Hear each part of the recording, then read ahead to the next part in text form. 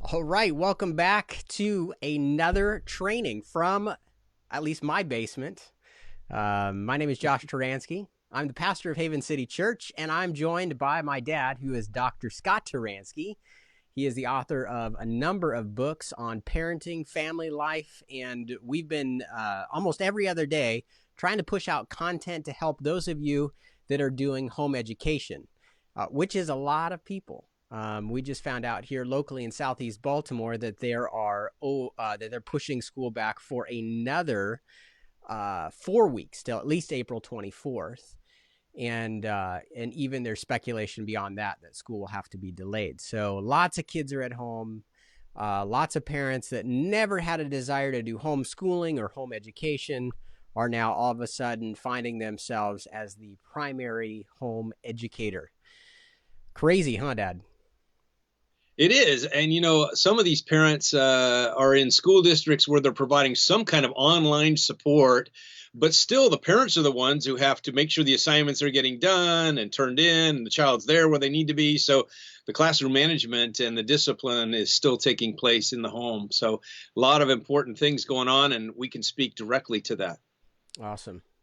Yeah, so if you're just tuning in a couple minutes, we're going to jump right into the content, but we want to give you a second for people to stream in. We've gotten a lot of great feedback on these. We're trying to keep them nice and short. The teaching and the kind of the back and forth on training is going for maybe 15 minutes. We'll give space for questions if we can fit them in. We got a lot of good feedback after the last live stream. So if you watch this after the fact, feel free to leave a comment or question there. Tag your friends in the comments. I already see people stopping by. Robin Downs says hi. Kimberly Edwards has tagged a friend in here to watch. So that's great. Share these out there, and I know we're broadcasting this on my church's website, Haven City Church. And Dad, your organization is called the National Center for Biblical Parenting, and it should be up on that Facebook page. It should be out on Twitter. So we see all the comments. So feel free to stop in. Real briefly, what are some of the things you do this? This is your full-time job, is working with families. What are some of the new things that have kind of come across your radar, Dad, in the last 10, 15 days? Well, probably just more volume of people asking questions, but we're doing the same thing. We coach parents. I've got a group of 200 coaches that I've trained who work on the phone and through technology, helping parents move their child, whatever the problem the child has, attention deficit disorder or anger problems or defiance or whatever, moving them toward where they need to go. And so we have a plan that we use that guides a parent through very specific strategies to reach the heart of a child. And it's very tailored to each parent, but then there's some general things that we apply. So we're busy helping parents move to where they need to be. And we want to reduce the tension in the home, increase the ability for a family to be close together, and move them forward in some good ways. Yeah. And I've been listening to your teaching for years, growing up, obviously, in your home. Man, I remember probably even before I was 10, going to your parenting classes that you would teach in the community. You've done this in all different kinds of settings. You've taught parenting classes in Africa. You've taught them all over the globe. You continue to teach them. Obviously, now can't be in a public setting. Probably taking a little bit of a break, but this is your sweet spot. And man, people they're feeling the crunch. Again, talking with people in my neighborhood here in Southeast Baltimore, Fells Point area. We've got just families that feel overwhelmed. They do not know what hit them, and they don't know how to have their kids in their home for so much time and let it be a positive experience. For so many parents, it's misery, and I'm sure that makes the kids feel great when they hear that they're misery. We got Lisa tuning in from Southern California. It's great to see you guys from Southern California. Yeah, if you're wherever you're tuning in from, leave us a comment. Let us know where you're watching from. It's great to have you all tuning in. And West Coast time, we're hitting you right in the middle of right after lunch, I guess it's out there. So, all right. So why don't you summarize kind of where we've been to this point, Dad? This is our third live stream. and we've been talking about patterns or cycles, I think is the word that you've been using. And up to this point, we've been talking about cooperation and getting cooperation and some positive experiences. So, but summarize it better than I can. All right, so let's first say that we're talking about the heart of a child, which is made up of desires and emotions and beliefs. And sometimes our children believe strange things about life, or they develop patterns that become tendencies. So if you want to work with a child on a heart level, you start with that word tendency. What is a tendency I feel uncomfortable with? He argues with me, or he delays cooperation, or he has a bad attitude. We work with those tendencies and we say, okay, where are we going to start in order to bring about some change? And so in our last couple sessions, we talked about two cycles. One is getting things done. That's the development of cooperation, a life skill that children need. If we can help them develop cooperation in their lives, they'll move forward. But many children don't have that yet, and they need training. We believe parents are the best trainers, the best counselors, the best therapists for their children if they have a good plan. So we tried to lay out a plan in our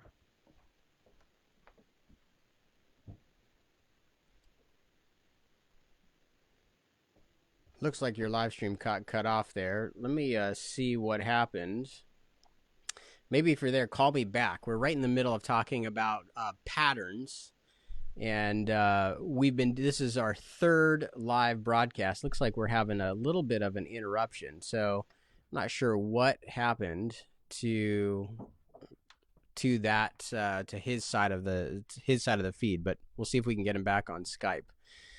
Probably the internet is overloaded with people that are live streaming and doing Zoom calls trying to connect. Who knows? Could be on my end. Let's see if we can get it back here on the call.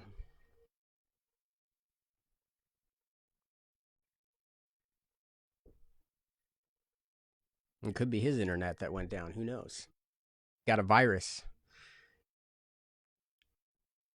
The person we're trying to reach, he's not there. All right. Well, we'll try again and just. Oh, there we go. We have somebody.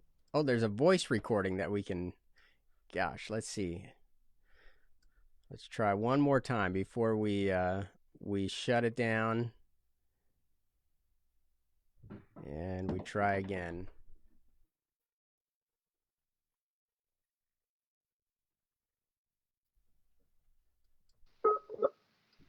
Are you there? Oh, there you are. I am, but and we've got you. Don't turn your phone. There you go. Yeah, there you go. You're right. Let me just read perfectly in there. Phone. Can you hear me still? Yep. We're still live. Sorry about. I'm not sure if that's on my end or on your end. I don't know. Who knows? Lots of people are out there live streaming, but we'll take it in stride. And basically, where it got cut off from what you were saying was that there's two cycles. Last time we focused on like the positive side of things, and really appealing to a child's heart. It sounded good, sounded beautiful, kind of sounded like utopia in the home. And I think some parents feel like, man, how is this going to work out? Is this really is this real? So all of us parents know that it doesn't always work out like that. So today we're going to talk about what happens when being nice doesn't work. I think that was the title of our episode. And basically when kids get off track. So are you set on your end? I think so. Can you hear me okay? Yep. Yeah, you sound great. All right, let's do it. So what do we do? What do we do when kids get off track?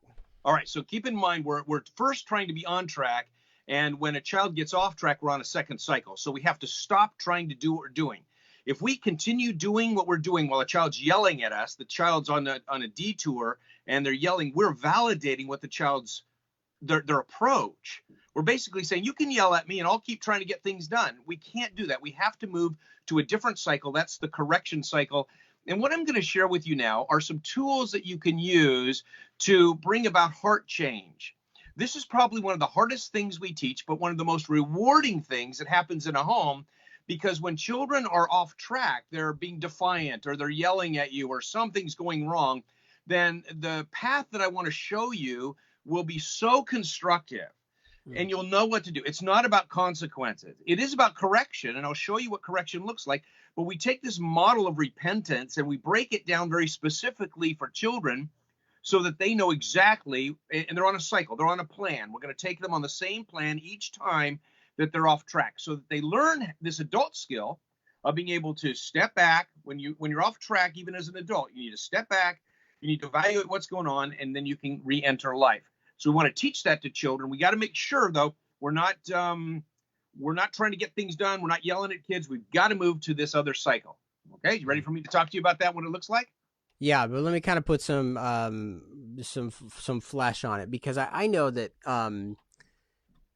when a kid is not behaving, especially younger ages. So we're primarily focusing on what ages kind of would this best relate to? Like Let's 2 years old up to 13, 18. 18? Okay. Let's do Okay. that. Yeah. Apply it in both ways because we're going to apply it differently to a preschooler than we are in an elementary age child or a teenager. But everybody uses a break, even adults. I use a break when I'm off track. It's something that we can all use that will equip us for life. It's an adult skill. Yeah. Yeah. So, but this is the thing. It's like when parents, I think the material we've covered so far, they're like, oh, we're appealing to a heart. We're trying to motivate a kid at a heart level, trying to get them to cooperate. But then when they get off track, what is the default that you see? So when the child is off track, the parents has to stop and pull back, and they have to say this. Basically, we're going to use two techniques. Okay, two techniques to move children on this track. The first technique we call a break. It is different than timeout. I don't think timeout is all that helpful. Timeout is basically a punishment you give to a child for a crime they've committed, and you're like the policeman who has to keep them there. The break is different because it transfers responsibility to the child. It might look the same in some regards, but it's very different because the child is sent on a mission. So I would say this to a child who's 5 or 10. You might say, look, you need to go take a break, settle down, change your heart, and come back and see me when you're ready. I would use those exact words because they communicate that the child is on a mission. You need to change your heart, settle down, and come back and see me when you're ready. We've transferred responsibility to the child, who now Mm. helps determine the length of time spent there. We're not setting a timer. The child might be there for 30 seconds and try to come back. I'm ready. You go, whoa, wait a minute. You have to go change your heart and then come back.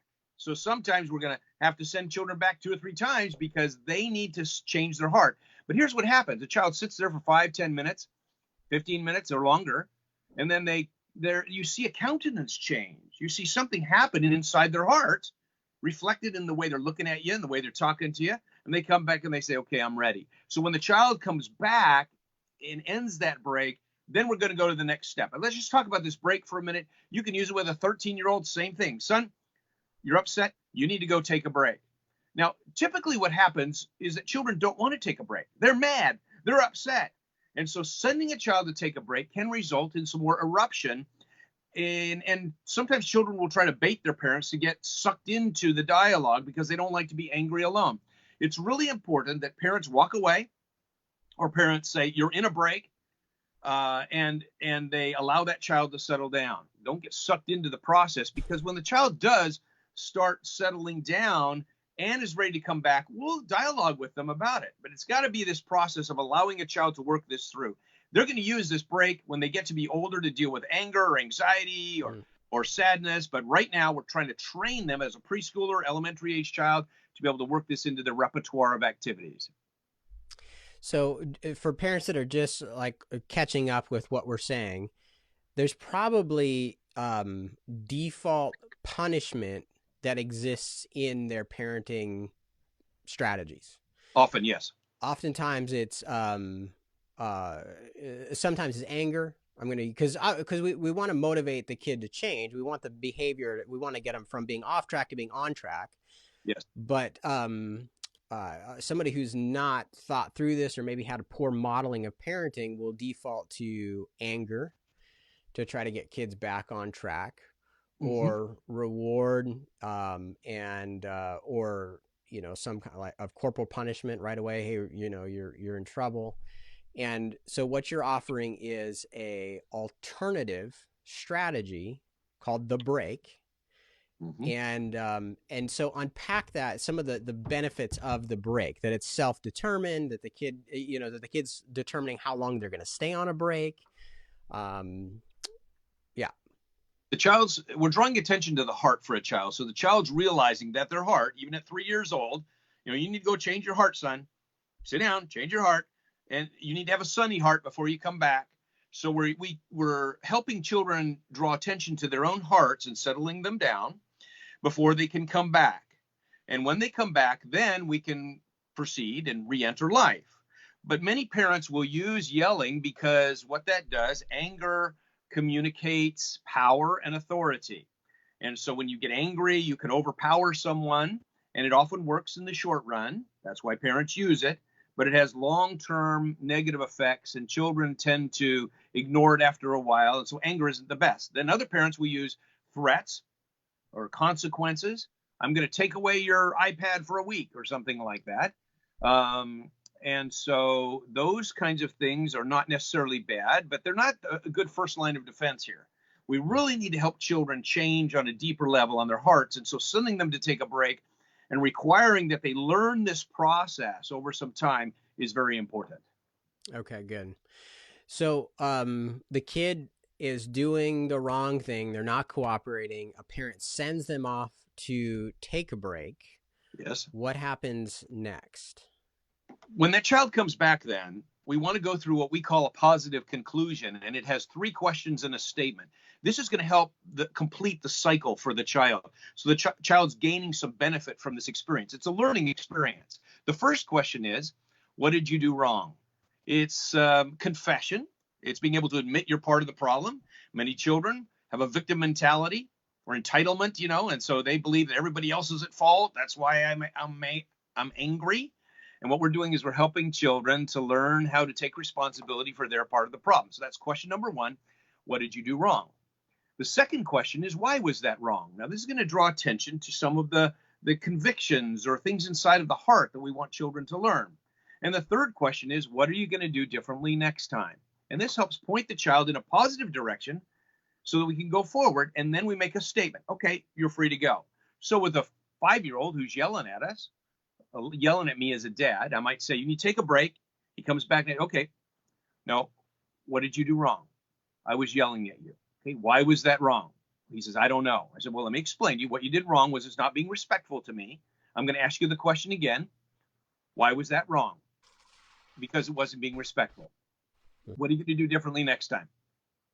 I don't know. Well, let's talk about it. So we develop a plan. I'm going to say, okay, Dad, and I'm going to go do it. All right, great. So now what we've done is we've completed this cycle for a child so that they can learn from the experience and move forward. It's a very powerful training tool if we use the break and the positive conclusion together. And you're saying that this works for young ages all the way up through working with teenagers? Definitely. Let's take an example of a 17-year-old who slams the door and yells at mom and said, I'm not going to do this. And so what we need to say to a young person is, son, you need to take a break. You have no privileges. There's nothing that's going to happen for you. You have no access to electronics. You're not going out the door. We're not doing anything until you're ready to come back and talk to me. That is an adult skill.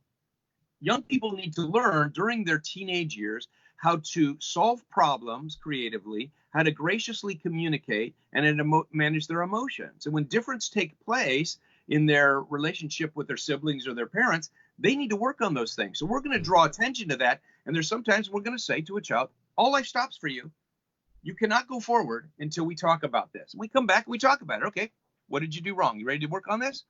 Okay, what did you do wrong? It simplifies this so that there's no lectures coming to the child. There's no drama that we have to rely on in order to communicate something. We're taking children through a process and we're helping them to take responsibility for their part of the problem, rethink what they need to do so they can go back in and we can live life differently. Awesome. And so this isn't the only tool in the toolbox, but this is a powerful one that you've been talking about ever since I was young. The principles of what you're talking about were embodied in the way that you worked with me. And I can say this stuff, you working with me as a child in this way translated directly into my adult experience as I'm working with the Lord. So as you're talking, I appreciate it because it was, it just like I grew into it with a life skill. At the same time, I'm laughing because I feel like the whole world's on a break right now, and we're all experiencing this together. Okay, let's. What are some other questions that you anticipate that people would ask, All or right. So what ifs? sometimes what parents will say is, well, what if my child won't go to the break? He just stands there yelling at me or follows me around the house. I would suggest that you say to the child, you're in a break, and you try to walk away and not get involved, because the child wants to suck you into dialogue, because that's the way the child controls the situation. So you want to do everything you can to prevent that from taking place. Another thing that children will do is they'll go into the break and they will try to, they'll go somewhere that you tell them to, but they'll start yelling things like, I hate you, or Dad wouldn't do it this way, or any way that they can bait you into dialogue again. You want to avoid that as much as possible. If a child comes back and you think they're ready, but they just can't get over their emotions in that moment, then we can help them in some ways. So let's say the child comes back and they're upset, but they initiated to come back. We might say, okay, look, I can tell you want to come back, but you're still upset. Why don't you come over here? Why don't I hold you for a minute? We're dealing with a young child. Or come over here, breathe with me. Let's try to settle down. Or why don't we do some jumping jacks here in order to try to get that emotion out, or the energy out, so you can re-enter life. The goal is to equip them so that they can go through this emotional episode or this defiant statement they're making and come back and re-enter life properly. That's our goal. So we can equip them to do that. We can coach them through this process, and it will help them tremendously to use the break as an adult skill to prepare themselves in a number of different ways. Awesome. Okay, great. You're a pastor. I'm a pastor. Are there any? Do you find this concept supported in a Bible story or in a scripture passage? I would suggest that one of the key passages I like to look at when we're working with children is this one in 2 Timothy 3:16, which talks about the scriptures and how they're profitable. It says the Bible or the scriptures are profitable for teaching, for rebuke, for correction, and for training in righteousness. And I ask parents, look at yourself now. How do you change your child? Just look at those four things. I mean, that's how the scriptures change us. How do you use those four tools with your child? Which ones are you good at, and which ones do you need some work on? And parents will often say, well, I do pretty well on the rebuke and the correcting side. I don't do very well on the training in righteousness and the teaching. And I say, okay, we're going to help you do that. The tools that we're sharing with you are training tools. They're not punishment tools. Okay, this is not a punitive exercise. This is an adult skill that a child will step back, settle down, and come back into the situation. The instruction routine we talked about last time is a training tool. If we can train children, we will get much further than just correction by itself. Many parents don't understand this idea, and they just hit it with correction. They think children are going to learn with correction. We're saying we're going to move toward training. Training is a much more powerful tool for adjusting the heart than relying on correction alone. Awesome. That's great, man. Let's just, we'll leave it right there. Next time we do this, we've got to still set up when we're going to do it. But when we come back, we're going to talk about attitudes and what is the tease for kids' attitudes, because we know that kids have them. That's right. Yes, and here's the thing, okay? Many parents just look at the surface. Stop looking at me that way. Don't grunt like that. It's about the heart. And if we can help children change their hearts and challenge them on an attitude level, we can help them in some great ways. I'm going to show you how to bring their underlying nonverbal communication to the top so we can talk about it. I'm going to talk about how attitudes have emotion, belief errors, and behavior. I'm going to reveal some of the things about attitudes that will give you a great amount of information to help your children make some major changes. Awesome. Cool. All right. Well, we are going to cut it off right there. Thank you guys for tuning in, sharing this, commenting. It's great to see you, hear from you. Wherever you're watching this is where it will be again the next time we're doing it. We're doing it every few days. So stay posted, and we'll be back again soon. God bless.